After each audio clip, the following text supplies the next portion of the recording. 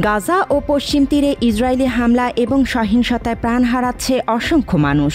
গাজার স্বাস্থ্য মন্ত্রণালয়ের তথ্য অনুযায়ী গত ২৪ ঘণ্টায় ইসরায়েলি হামলায় অন্তত ৭৯ জন নিহত এবং প্রায় ৪০০ জন আহত হয়েছেন। মৃতের সংখ্যা আরও বাড়তে পারে বলে আশঙ্কা করা হচ্ছে।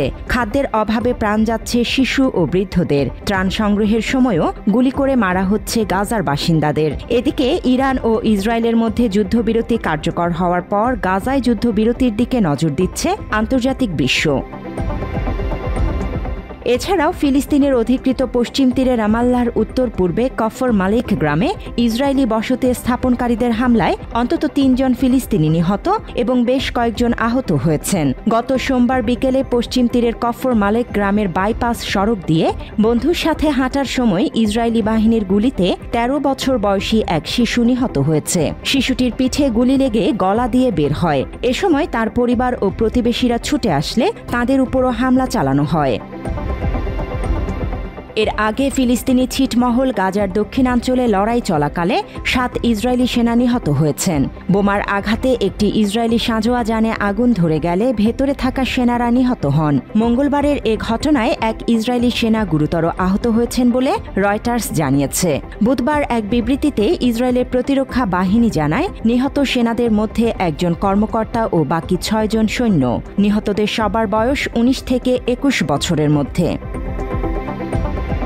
গাজার স্বাস্থ্য মন্ত্রণালয় আরও জানায়, চলমান ইসরায়েলি হামলায় এখন পর্যন্ত গাজায় মোট ৫৬,১৫৬ জন নিহত এবং ১,৩২,২৩৯ জন আহত হয়েছেন। অন্যদিকে ৭ অক্টোবর হামলায় ইসরায়েলে অন্তত ১,১৩৯ জন নিহত হন এবং ২০০ জনেরও বেশি মানুষকে বন্দী করে নিয়ে যাওয়া হয়। মানবিক বিপর্যয় ক্রমেই ভয়াবহ হয়ে উঠছে।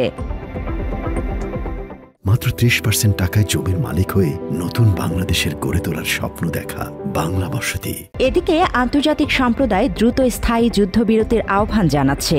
মার্কিন প্রেসিডেন্ট ডোনাল্ড ট্রাম্প ন্যাটো সম্মেলনে বলেছেন, গাজায় বিরাট অগ্রগতি হচ্ছে।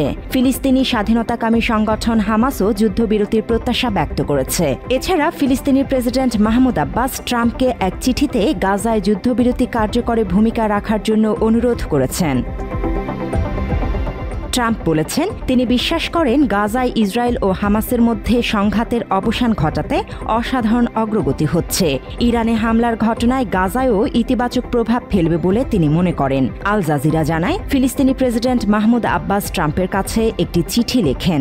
তাতে তিনি ইসরায়েল ও ইরানের মধ্যে যুদ্ধবিরতি নিশ্চিত করার জন্য ট্রাম্পের প্রশংসা করেছেন। ফিলিস্তিনের জন্য স্থায়ী শান্তি ও স্থিতিশীলতা আনতে আরেকটি চুক্তিতে কাজ করার জন্য ট্রাম্পকে প্রস্তাব দিয়েছেন তিনি। ওই চিঠিতে মাহমুদ আব্বাস বলেন, ইসরায়েলি দখলদারিত্বের অবসান ঘটাতে একটি বিস্তৃত শান্তি চুক্তির জন্য যুক্তরাষ্ট্র ও অন্যান্য আরব দেশের সঙ্গে সহযোগিতা করতে তিনি প্রস্তুত। হামাস জানিয়েছে, গাজায় যুদ্ধবিরতি নিয়ে দুপক্ষের মধ্যে আলোচনার প্রত্যাশা গত কয়েক ঘণ্টায় বেড়েছে। সংগঠনটির জ্যেষ্ঠ কর্মকর্তা তাহের আল নুনু এএফপিকে বলেন, মিশর ও কাতারের মধ্যস্থতাকারীদের সঙ্গে আমাদের যোগাযোগ থেমে যায়নি, বরং গত কয়েক ঘণ্টায় তা বেড়েছে। তবে যুদ্ধের অবসান ঘটাতে নতুন কোনো প্রস্তাব পায়নি হামাস। জান্নাতুল ফেরদৌস, বাংলা এডিশন।